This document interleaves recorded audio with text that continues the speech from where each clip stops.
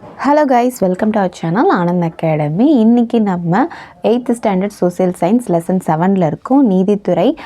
நம்ம இப்போது school books wise வந்து டிஎன்பிசி சிலபஸ் வந்து கவர் பண்ணிக்கிட்டே வந்துகிட்ருக்கோம். ஸோ அதில் 8th லாஸ்ட் லெசன் நீதித்துறை பார்த்தோம் அப்படின்னா 8th ஸ்டாண்டர்ட் ஃபுல்லாக முடிஞ்சிடும். ஸோ ஆல்ரெடி நம்ம வந்து 6th 7th 8th ஃபுல்லாக வீடியோஸுமே நான் வந்து நம்ம சேனலில் இருக்குது. ஸ்கூல் புக்ஸ் வைஸ் வந்து நம்ம சிலபஸ் வந்து கவர் பண்ணிக்கிட்டு இருக்கோம். ஸோ என்ன பண்ணுங்க அப்படின்னா ஃபுல்லாக அந்த வீடியோஸ்லாம் பார்த்துட்டு நம்ம வந்து என்ன பண்ணலாம் அப்படின்னா நீங்கள் பார்த்தீங்கன்னா உங்களுக்கு ஃபுல் கிளாரிட்டி உங்களுக்கு கிடைக்கும். ஓகே, நம்ம எப்படி படிக்கணும் அப்படின்றது. ஸோ ப்ளஸ் வந்து நம்மள வந்து சிம்பிளிஃபிகேஷன் டாப்பிக்கில் வந்து ஆப்டிடியூட் கிளாஸ் வந்து போட்டுட்ருக்கோம். ஸோ அதோட வீடியோ லிங்க் நான் தரேன், சேனலில் செக் பண்ணி பார்த்துக்கோங்க. நெக்ஸ்ட்டு வந்துட்டு நம்ம அதில் குரூப் 4க்கான தமிழ் இலக்கணம் கிளாஸஸ் வந்து ஸ்பெஷலாக நடத்திக்கிட்டு இருக்கோம். ஸோ லிங்க் நான் வந்து டிஸ்கிரிப்ஷன் எல்லாரோட லிங்க்கும் நான் தந்துடுறேன். ஸோ நம்ம சேனலில் என்னென்ன போடுறோம் அப்படின்றதுக்கு எல்லாத்தையுமே ஒன் டைம் போய் பார்த்துட்டீங்க அப்படின்னா உங்களுக்கு வந்து ஒரு டிஎன்பிசி படிக்கிற சிலபஸ்க்கு வந்து ஒரு சின்ன கிளாரிட்டி கிடைக்கலாம். ப்ளஸ் வந்துட்டு நம்ம டெய்லி கரண்ட் அஃபேர்ஸும் நம்மள டெய்லி அப்லோட் பண்ணிக்கிட்டு இருக்கோம். ஸோ மறக்காமல் சேனலை சப்ஸ்கிரைப் பண்ணிக்கோங்க. பண்ணிங்க அப்படின்னா தான் உங்களுக்கு வந்து அந்த வீடியோஸோட நோட்டிஃபிகேஷன் வந்து கரெக்டாக கிடச்சிக்கிட்டே இருக்கும். நம்மளும் லெசன்ஸை மிஸ் பண்ணாமல் கண்டினியூஸாக பார்த்துட்டே இருக்கலாம். சரி, இன்றைக்கி நம்ம என்ன பார்க்க போகிறோம் அப்படின்னா 8th ஸ்டாண்டர்ட் சோசியல் சயின்ஸில் லெசன் 7 நீதித்துறை. ஓகே, நீதித்துறை வந்து எவ்வளோ இம்பார்ட்டன்ட் நம்மளுக்கு தெரியும். ஒரு சட்டம் இயங்குறதுக்கான முக்கிய பங்கு வகிக்கிறது வந்துட்டு நம்மளுக்கு இந்த நீதித்துறை தான். ஸோ நம்ம இப்போ அதை பார்க்க போகிறது வந்துட்டு முக்கியமாக பாருங்கள், ஒரு நாட்டின் அனைவருக்கும் முறையான நீதி கிடைப்பதை வந்து உறுதி செய்கிறது தான் வந்து இந்த ஒரு நீதித்துறையோட முக்கிய அம்சமாக இருக்குன்னே சொல்லலாம். ஸோ இந்தியாவில் நம்ம பார்த்தோம் அப்படின்னா ஒன்றிணைந்த மற்றும் ஒருங்கிணைந்த நீதித்துறையை வந்துட்டு நம்மளுக்கு இருக்குது. ஓகே, இப்போ இதை பார்த்தோம் அப்படின்னா அரசாங்கத்தோட ஒரு முக்கிய அங்கமாக தான் இந்த நீதித்துறையை நம்ம இப்போ பார்த்துட்ருக்கோம்.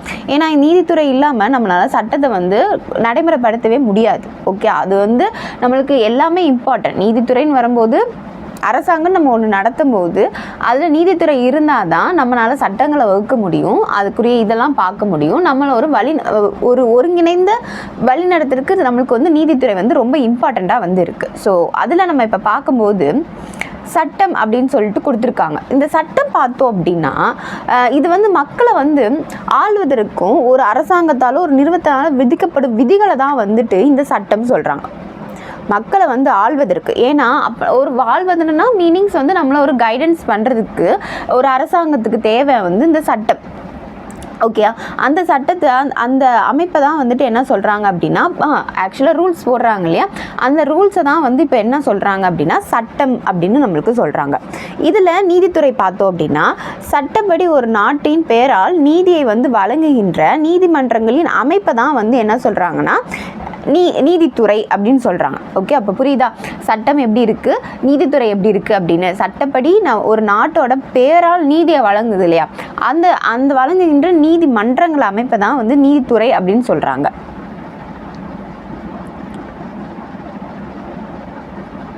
இப்போ ஒவ்வொன்றா நம்ம பார்ப்போம்.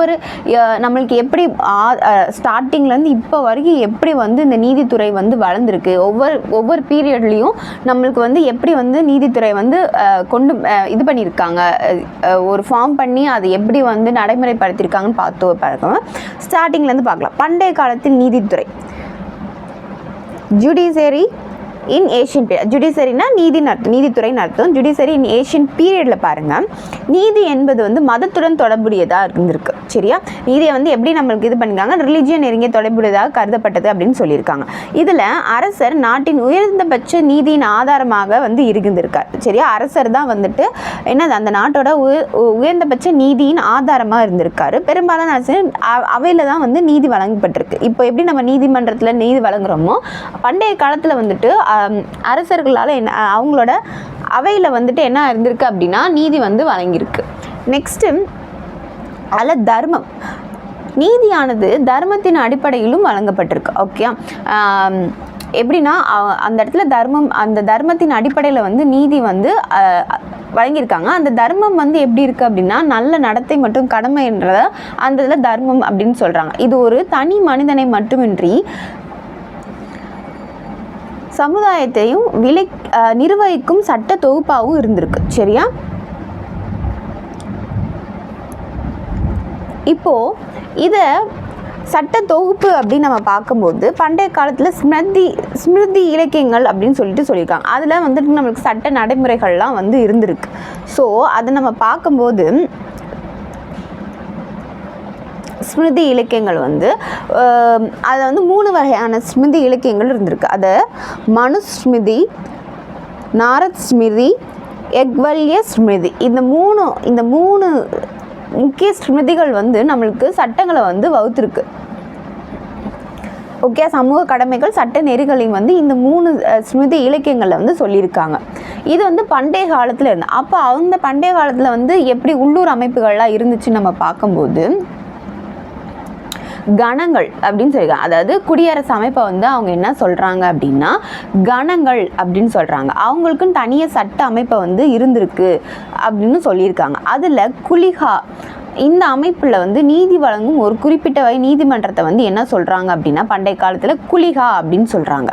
இதில் பஜ்ஜிகள் காலம் சொல்லிட்டு அந்த பண்டைய காலத்தில் பார்த்தோம் அப்படின்னா அவங்களோட, அதாவது அந்த வஜ்ஜிகள் வம்சத்தோட காலத்தில் பார்த்தோம் அப்படின்னா அவங்க வந்து குற்ற வழக்குகளை விசாரிக்க வந்து தனி ஒரு வாரியத்தை வச்சுருந்துருக்காங்க. சரியா? அவங்க காலத்தில் வந்துட்டு என்ன இருந்திருக்கு அப்படின்னா தனியாக ஒரு வாரியம் வச்சு அந்த வாரியத்தில் வந்து 8 குலிகாக்கள்னால் அந்த நீதிமன்றம் மாதிரி வச்சுருக்காங்க. சரியா? நீதிபதிகள் கொண்ட குழு வந்து இருந்திருக்காங்க. இதை வந்து மேல்முறையீட்டு செய்யும் வசதி அப்பயே இருந்திருக்கு. நம்ம இப்போ வந்து நம்ம ஹைகோர்ட் போகிறோம், நார்மல் கோர்ட் போவோம், கோர்ட் போகலைன்னா அதுக்கப்புறம் ஹைகோர்ட்டில் நம்மளுக்கு நீதி கிடைக்கலன்னா எங்கே போவோம், சுப்ரீம் கோர்ட் போவோம். இப்படி மேல்முறையீடு செய்யறதுக்கான வசதி அப்பயும் வந்து மேல்முறையீடு இருந்திருக்கு. அதை பார்த்தோம் அப்படின்னா குல நீதிமன்றம், அதாவது இப்போ நம்ம எப்படி நம்ம ஹைகோர்ட் சுப்ரீம் கோர்ட் சொல்கிறோமா, அப்போ வந்து குல நீதிமன்றம் சொல்லியிருக்காங்க. அதுக்கு அடுத்தபடியாக உயர்மட்டமாக என்ன இருந்திருக்கு அப்படின்னா கன நீதிமன்றங்கள் இருந்திருக்கு. சரியா? அதாவது மேல்முறையீட்டுக்காண்டி இப்போ குல நீதிமன்றத்தில் நம்மளுக்கு நீதி கிடைக்கல அப்படின்னா அவங்க மேல்முறையீட்டுக்காண்டி கன நீதிமன்றங்களுக்கு போயிருக்காங்க. நெக்ஸ்ட்டு இது வந்து பண்டைய காலத்தில் வந்து நம்மளுக்கு இருந்திருக்கு. அடுத்து இடைக்கால இந்தியாவில் பார்த்தோம் அப்படின்னா நீதித்துறை பார்த்தோம் அப்படின்னா அதாவது நம்மளுக்கு குறிப்பாக நம்ம சுல்தான்கள் மற்றும் முகலாயர் காலத்து நம்ம நீதித்துறை பார்த்தோம் அப்படின்னா பாருங்கள், துக்ளக் ஆட்சி காலத்தில் வந்துட்டு உரிமையெல்லாம் சிவில் வழக்கு சொல்லுவோம். நடைமுறை சட்டங்கள் வந்து தொகுக்கப்பட்டிருக்கு. இதுக்கு வந்து பேர் பாருங்கள், இதுக்கு எப்படி பேர் வச்சுக்காம பாருங்கள், ஃபைகா இ பரோஸ் ஷாஹி அப்படின்னு சொல்லிட்டு பேர் வச்சுருக்காங்க. இதில் வந்துட்டு நம்ம இது எந்த மொழியில் ஸ்டார்டிங்கில் இருந்திருக்குன்னு பார்த்தோம் அப்படின்னா அரபு மொழியில் தான் ஃபஸ்ட்டு ஸ்டார்டிங்கில் இருந்திருக்கு. நெக்ஸ்ட்டு வந்துட்டு அதுக்கப்புறம் வந்துட்டு பின்னர் வந்து நிர்வகிக்க வசதிக்காண்டி என்ன பண்ணியிருக்காங்க அப்படின்னா பார்சி மொழிகளில் வந்து நம்மளுக்கு என்ன பண்ணியிருக்காங்க, மொழிபெயர்த்திருக்காங்க. ஓகே, ஃபஸ்ட்டு துக்ளக் ஆட்சி காலத்தில் வந்து உரிமைகள் நடைமுறை சட்டங்களை வந்து தொகுப்பட்டிருக்காங்க, அந்த தொகுத்து வச்சுருக்காங்க. அதாவது சிவில் வழக்குகளை வந்து கையாளுவதற்கு வந்து ஃபைகா இ ஃபரோஸ் ஷாகி அப்படின்னு சொல்லிட்டு அந்த பேர் போட்டு அதை வந்து என்ன பண்ணியிருக்காங்கன்னா தொகுத்து வச்சுருக்காங்க. இது ஃபஸ்ட்டு ஸ்டார்டிங்கில் வந்து எப்படி இருந்திருக்கும் அப்படின்னா அரபு மொழியில் தான் இருந்திருக்கும். நெக்ஸ்ட்டு வந்து அதை நிர்வாக வசதிக்காக வந்து பாரசீக மொழியில் வந்து மொழிபெயர்த்திருப்பாங்க. நெக்ஸ்ட்டு நம்ம பார்க்கும்போது அவுரங்கசீப் காலம் 1670 70ஆம் ஆண்டு வந்து இந்த சட்ட தொகுப்பு வந்து மாற்றி அமைக்கப்படுது. எப்படி மாற்றி அமைக்கப்படுதுன்னா அது பேர் வந்து என்ன மாற்றுறாங்க அப்படின்னா ஃபிட்வா ஆலம்கீர் அப்படின்னு சொல்லி மாற்றுறாங்க. அது வந்து பல்வேறு விதமான சட்ட நடைமுறைகளை வந்து வழங்கியிருக்கு. ஓகே, நெக்ஸ்ட் வந்து நவீன நீதித்துறை தொடக்கம் பார்த்தோம்னா அது ஆங்கிலேயர் காலத்தில். இப்போ நம்ம வந்து மோஸ்ட் ஆஃப் த யூஸ் வந்து நம்ம பண்ணுறது ஹைகோர்ட் சுப்ரீம் கோர்ட்லாம் வந்துட்டு நம்மளுக்கு ஆங்கிலேயர் ஆட்சி காலத்துலேருந்து வந்தது தான் நம்மளுக்கு. ஓகே, இப்போ பார்க்கும்போது ஃபஸ்ட்டு வந்து அவங்க மேயர் நீதிமன்றங்கள்னு சொல்லிட்டு இது பண்ணியிருப்பாங்க. 1727 வந்து நம்மளுக்கு நீதிமன்றங்களை இது பண்ணியிருப்பாங்க. ஆங்கில கிழக்கிந்திய கம்பெனியால் வந்துட்டு மதராஸ்னால் இப்போ சென்னை, பம்பாய்னா மும்பை, கல்கத்தா இடங்களில் வந்து மேயர் நீதிமன்றங்கள் ஃபஸ்ட்டு 3 இடத்துல இது பண்ணியிருப்பாங்க. இது எந்த சட்டத்தின் மூலியமாக உருவாக்கியிருப்பாங்க அப்படின்னா 1726 பட்டய சட்டத்தின் மூலியமாக இதை வந்து கொண்டு வந்திருப்பாங்க. அடுத்து ஒழுங்குமுறை சட்டம் பாருங்கள். இந்த சட்டத்தில் வந்துட்டு இந்தியாவில் உச்சநீதிமன்றங்கள் வந்து 1773 அமைப்பதற்கான வழிவகை செய்திருப்பாங்க. சரியா? நெக்ஸ்ட் இதில் முக்கியமான உச்சநீதிமன்றம் பார்த்தோம் அப்படின்னா கல்கத்தாவில் இருக்க 1774 இந்திய முதல் உச்சநீதிமன்றம் வந்து கல்கத்தாவில் வில்லியம் கோட்டையில் வந்து நிறுவப்பட்டிருக்கும். சரியா? இதோட முதல் தலைமை நீதிபதின்னு பார்த்தோம் அப்படின்னா சர் எலிஜா இம்பே அப்படின்றவங்க தான் வந்துட்டு இந்த என்ன சொல்கிறது இந்த கல்கத்தா நீதிமன்றத்தோட முதல் தலைமை நீதிபதியாக இருந்திருக்காங்க. நெக்ஸ்ட்டு தான் அதுக்கடுத்து தான் மദ്രാஸ் பம்பாய்க்கு வந்திருக்கு. 1801 வந்து மദ്രാஸ்லேயும் 1801 மദ്രാஸ்லேயும் 1824 பம்பாயிலையும் உச்சநீதிமன்றங்கள் அமைக்கப்பட்டிருக்கு. அதுக்கு முன்னாடி வரைக்கும் மேயர் நீதிமன்றங்கள் தான். அதுக்கப்புறமேட்டு வந்து ஒவ்வொன்றா வந்து ஃபஸ்ட்டு கல்கத்தா, நெக்ஸ்ட்டு மெட்ராஸு, அதுக்கப்புறமேட்டு நம்மளுக்கு வந்து பம்பாயில் வந்து இது பண்ணியிருக்காங்க. ஸோ நீங்கள் வந்து என்ன பண்ணுங்கள் அப்படின்னா மறக்காமல் நோட்ஸ் எடுத்துகிட்டே வாங்க. நோட்ஸ் எடுத்துகிட்டே வந்தால் தான் உங்களுக்கு வந்து அடுத்து படிக்கிறப்ப கொஞ்சம் யூஸ்ஃபுல்லாக இருக்கும். ஓகே, நெக்ஸ்ட்டு வந்து மாற்றம் பண்ணுறாங்க. என்ன பண்ணுறாங்க அப்படின்னா இந்த மூன்று இடங்களிலும் என்ன பண்ணுறாங்கன்னா 1862ஆம் ஆண்டு உயர்நீதிமன்றங்கள் உருவாக்கப்பட்ட வரை இவை உச்சநீதிமன்றங்களாக செயல்படு. ஆக்சுவலாக வந்துட்டு இது இப்போ வந்துட்டு நம்மளுக்கு வந்து ஒவ்வொரு மாவட்டத்துக்கும் என்ன பண்ணியிருக்காங்க ஹைகோர்ட்ஸ் வச்சுருக்காங்க. அதே மாதிரி வந்து கம்பைண்டான ஹைகோர்ட்ஸும் இருக்குது. அதாவது 2 மாநிலத்துக்கு 3 மாநிலத்துக்கு வந்து ஒரே ஹைகோர்ட்ஸ் வந்து வச்சுருக்கோம். எக்ஸாம்பிளுக்கு நம்ம பார்த்தோம் அப்படின்னா பஞ்சாப் ஹரியானாவில் வந்துட்டு நம்மளுக்கு அந்த 2 மாநிலத்துக்கும் ஒரே வந்து நம்மளுக்கு ஹைகோர்ட்ஸ் இருக்குது. ஸோ இப்போ வந்து அதுக்கு 1862க்கு முன்னாடி வரைக்குமே அந்த கல்கத்தா, பம்பாய், மெட்ராஸில் இருக்க இதுதான் 3 தான் உச்சநீதிமன்றம். இப்போது வந்து அதுக்கப்புறமேட்டு வந்துட்டு என்ன பண்ணிட்டாங்க அப்படின்னா அதுக்கு கீழே ஹைகோர்ட்ஸ்னு உருவாக்குறாங்க. எப்போது 1862 வந்து உயர்நீதிமன்றங்கள் ஒவ்வொரு மாநிலத்துக்கும் உருவாக்கப்பட்டு அதுக்கப்புறமேட்டு வந்து அது வரைக்கும் அது உச்சநீதிமன்றங்களாக வந்து செயல்பட்டுக்கிட்டுன்னு சொல்கிறாங்க. அடுத்து கிராமப்புற சரி, ஓகே. இப்போது கிராமப்புற நீதிமன்றங்கள் பார்க்குறோம். கிராமப்புற அடால்ட் சிஸ்டம் பார்க்குறது வந்து என்ன அப்படின்னா நெக்ஸ்ட்டு வந்து நம்ம சிட்டி சைடு இருக்கிறதெல்லாம் நம்ம பார்த்துட்டு வந்துட்டுருந்தோம் இல்லையா? இப்போது கிராமப்புறங்களில் இது பண்ணுறக்காண்டி நீதிமன்றங்களை வந்து வச்சுருக்காங்க. ஸோ அதன்படி நம்ம பார்த்தோம் அப்படின்னா ஃபஸ்ட்டு வந்து ஊரக குடிமைகள் நீதிமன்றம் வச்சு, அதாவது சிவில் வழக்கில் நிர்வகிக்கிறதுக்காண்டியும் ஒரு நீதிமன்றமும், குற்றவியல் அதாவது கிரிமினல் கேசஸ் வந்து ஹேண்டில் பண்ணுறதுக்காண்டியும் ஒரு நீதிமன்றம் வச்சுருக்காங்க. அதை வந்து பாருங்கள் என்ன சொல்கிறாங்கன்னா குடிமையல் நீதிமன்றங்களை வந்து முஃபசில் திவானி அடால்ட்டுனும், ஊரக குற்றவியல் நீதிமன்றத்தை வந்து முசஃபில் ஃபசுதாரி அடால்ட் அப்படின்ற நேம் வச்சு நம்மளுக்கு சிவிலுக்கும் கிரிமினலுக்கும் 2 வகையான இது பண்ணுறக்காண்டி வாரன் ஹேஸ்டிங் அவங்க வந்து என்ன பண்ணியிருக்காங்க அப்படின்னா அவங்க காலத்தில் வந்து இதை வந்து ஏற்படுத்தியிருக்காங்க. சரியா? நெக்ஸ்ட்டு சதர் திவானி அதால்ட். ஓகே, சதர் திவானி அதால்ட் சிவில் வழக்கு மற்றும் சதர் நிசாமத் அதாலத் குற்றவியல் வழக்குகள் வந்து நீதிமன்றங்கள் இருந்திருக்கு. சரியா? சிவில் வழக்கு இது பண்ணுறதுக்கும் குற்றவியல் வழக்கை பார்க்குறதுக்கும். நெக்ஸ்ட்டு காரன்வாலிஸ் பிரபு வந்து அவரோட காலத்தில் பாருங்கள் இவர் வந்து நீதித்துறையை மறுசீமைத்தார். ஓகே, மாவட்ட குற்றவியல் நீதிமன்றங்களை நீக்கிவிட்டு கொல்கத்தா, டக்கா, முர்ஷிதாபாத் மற்றும் பாட்னா ஆகிய இடங்களில் வந்து மாகாண மேல்முறையீட்டு நீதிமன்றங்களை வந்து அமைச்சிருக்கார். ஓகே, அடுத்து வில்லியம் பெண்டிங் பார்த்தோம் அப்படின்னா இவரது ஆட்சி காலத்தில் வந்துட்டு நம்மளுக்கு மேலே குறிப்பிட்ட 4 மாகாண மேல்முறையீட்டு நீதிமன்றங்களும் கலைக்கப்பட்டிருக்கு. சரியா? இவங்க வந்து காரன்வாலிஸ் பிரபு வந்து இது பண்ணார். நெக்ஸ்ட் வந்து இவரோட காலத்தில் வந்துட்டு அந்த மேல்முறையீட்டு மன்றங்களாம் நீக்கிட்டாங்க. சரியா? அடுத்து பாருங்கள் சட்ட ஆணையம் மற்றும் முக்கிய சட்டங்கள் பார்த்தோம் அப்படின்னா மெக்காலே என்பவரால் அமைக்கப்பட்ட சட்ட ஆணையம் வந்து இந்திய சட்டங்களை வந்து முறைப்படுத்தியது. சரியா? அதன் அடிப்படையில் பார்த்தோம் அப்படின்னா உருவாக்கப்பட்ட முக்கிய சட்டங்கள். ஓகே, அவர் வந்து ஒரு முக்கிய சட்டங்கள்லாம் போட்டிருக்காரு. அதன்படி பார்க்கும்போது 1859 உரிமையல் நடைமுறை சட்டம், 1860 இந்திய தண்டனை சட்டம் இந்தியன் பீனல் கோட், உரிமையல் நடைமுறை சட்டம் சிவில் ப்ரொசீஜர் கோட், நெக்ஸ்ட் 1861 குற்றவியல் நடைமுறை சட்டம் கிரிமினல் ப்ரொசீஜர் கோட் வந்து இவங்க வந்து அடிப்படையில் வந்து முக்கிய சட்டங்களாக கொண்டு வந்திருக்காங்க. அடுத்து 1935ஆம் ஆண்டு வந்து இந்திய அரசு சட்டம் போட்டதுபடி நம்மளுக்கு கூட்டாட்சி நீதிமன்றங்களையும் வந்துட்டு உருவாக்கியிருக்காங்க. சரியா? நெக்ஸ்ட் பாருங்க, அடுத்து வந்துட்டு மேல்முறையீட்டுக்கு வந்து மேல்முறையீட்டு நீதிமன்றத்துக்கு வந்து நம்மளுக்கு சில வழக்கு வந்து இங்கிலாந்தில் உள்ள அரசாங்க குழு. சரியா? அங்கே வந்து மேல்முறையீட்டும் செய்யப்பட்டிருக்காங்க. நெக்ஸ்ட்டு 1949 அரசாங்க குழு நீதி வரையறை ஒழிப்பு சட்டத்தின் மூலம் இந்த முறையை வந்து நீக்கிட்டாங்க. சரியா? அந்த மேல்முறையீட்டுக்கு இங்கிலாந்துக்கு போகிற முறையை வந்து 1949 அரசாங்க குழு நீதி வந்து என்ன பண்ணிட்டாங்க, நீதி வரையறை குழு வந்து அந்த சட்டத்து மூலியமாக ஒழிச்சிட்டாங்க, அந்த முறையை வந்து ஒழிச்சிட்டாங்க.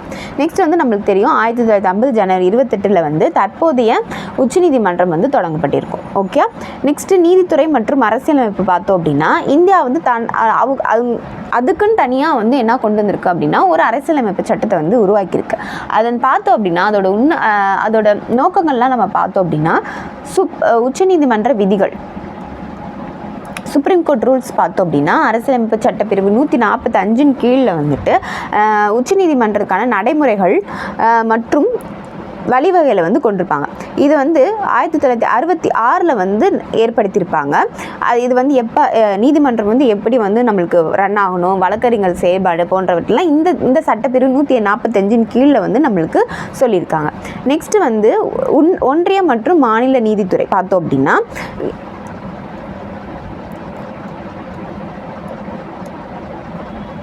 பகுதி 5 வந்து எதை சொல்லுது அப்படின்னா இது 4வது அத்தியாயத்தின் கீழில் வந்துட்டு ஒன்றிய நீதித்துறை யூனியன் ஜுடிஷரி வந்து சொல்கிறாங்க, உச்சநீதிமன்றம் பற்றி சொல்கிறாங்க.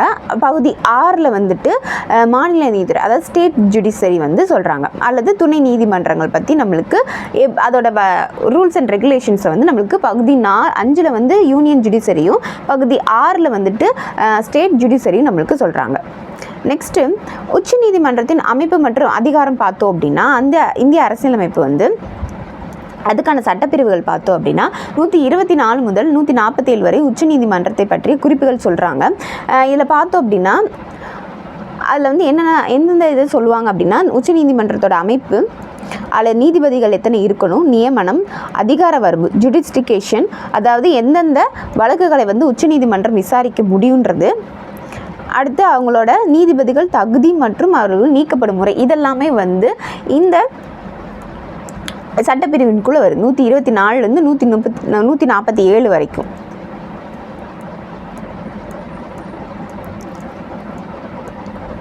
நெக்ஸ்ட் பாருங்கள், இந்தியாவின் நீதிகளின் அமைப்பு பார்த்தோம் அப்படின்னா இந்திய உச்சநீதிமன்றம் பாருங்கள், இதன் முடிவுகள் அனைத்து நீதிமன்றங்களையும் என்ன பண்ணும் அப்படின்னா கட்டுப்படுத்துகிறது. நெக்ஸ்ட்டு உயர் நீதிமன்ற நீதிபதிகளை வந்து இடமாற்றம் செய்யலாம். எந்த ஒரு நீதிமன்றத்தின் வழக்குகளையும் தனது கட்டுப்பாட்டுக்குள் கொண்டு வர முடியும். வழக்குகளை ஒரு உயர் நீதிமன்றத்திலிருந்து மற்றொரு உயர் நீதிமன்றத்துக்கு மாற்றலாம். இதெல்லாம் வந்து உச்ச நீதிமன்றத்தோடைய ஒரு பவர்னு நம்ம சொல்லலாம். ஓகே, இந்த உச்சநீதிமன்றம் எடுக்கிற முடிவுகள் வந்து எல்லா நீதிமன்றமும் கட்டுப்பட்டு தான் ஆகணும். இங்கே இருக்குது அதே மாதிரி உயர் நீதிமன்றத்தில் நீதிபதிகளும் அவங்க இடமாற்றம் செய்யலாம், வழக்குகளையும் இடமாற்றம் செய்யலாம், அவங்களோட கட்டுப்பாட்டுக்குள் கொண்டு வரலாம். ஒரு வழக்கை ஒரு நீதிமன்றத்துலேருந்து இன்னொரு நீதிமன்றத்துக்கும் வந்து என்ன பண்ணலாம், மாற்றலான்ற அதிகாரம் பவர் வந்து இந்த உச்ச நீதிமன்றத்துக்கு இருக்குது. நெக்ஸ்ட்டு உயர் நீதிமன்றம் பார்த்தோம் அப்படின்னா அதுக்கு கீழே வர்றது தான் வந்து உயர் நீதிமன்றம். இந்த நீதிமன்றங்களில் வரும் மேல்முறையீடு வந்து விசாரிப்பாங்க. அடிப்படை உரிமைகளை பெறுவதற்கான நீதி பேராணைகளையும் வழங்குவாங்க. மாநிலத்தின் எல்லைக்குள் மட்டும்தான் இவங்களால வழக்குகளை வந்து விசாரிக்கிறதுக்கு வந்து இவங்களுக்கு அதிகாரம் இருக்கும். அதே மாதிரி வந்துட்டு நீதிமன்றங்கள் கண்காணிக்கும் மற்றும் கட்டுப்படுத்தும் அதிகாரம், அதாவது பேசிக்காக நம்மளுக்கு உச்சநீதிமன்றம் மாதிரி தான் இருக்கும், பட் அது வந்து ஆல் ஓவர் இந்தியாவுக்குள்ளே கட்டுப்படுத்தும். இது வந்து ஸ்டேட் அதோட எல்லைக்குள்ளே மட்டுமே இருக்கும். நெக்ஸ்ட் வந்து மாவட்ட நீதிமன்றம், இது வந்து மாவட்ட எல்லைக்குள் மட்டுமே வந்துட்டு அந்த வழக்குகளை வந்து கையாளுவாங்க. அதே மாதிரி மேல்முறையீடுகளையும் அந்த நீதிமன்றங்கள் வாங்கிய தீர்ப்பின் மேல்முறையீடுகளையும் இவங்க விசாரிப்பாங்க. கடுமையான குற்றவியல் தொடர்பான வழக்குகளையும் வந்து இவங்க தீர்மானிக்கிறாங்க. நெக்ஸ்ட் வந்து துணை நீதிமன்றங்கள் பார்த்தோம் அப்படின்னா உரிமையல் மற்றும் குற்றவியல் வழக்குகளை வந்து பரிசீலிக்கும். சரியா, இப்படி தான் ஒவ்வொன்றா வரும் நம்மளுக்கு வந்து ஃபஸ்ட்டு உச்ச நீதிமன்றம், உயர் நீதிமன்றம், அடுத்து மாவட்ட நீதிமன்றம், அடுத்து துணை நீதிமன்றங்கள், இப்படி நம்மளுக்கு ஒவ்வொன்றா வந்து நம்மளுக்கு வரும். ஸோ இது வந்து பார்ட் 1 வந்து வீடியோ நம்மளுக்கு இருக்குது. இன்னும் அடுத்து வந்து அதோட கண்டினியூஷன் வந்து நம்ம பார்ட் 2 வீடியோவில் பார்ப்போம். ஸோ வீடியோ பிடிச்சிருந்துச்சுன்னா மறக்காமல் லைக் பண்ணிடுங்க. அதே மாதிரி சேனலை சப்ஸ்கிரைப் பண்ணியிருக்கோம் மறக்காதீங்க. தேங்க்யூ.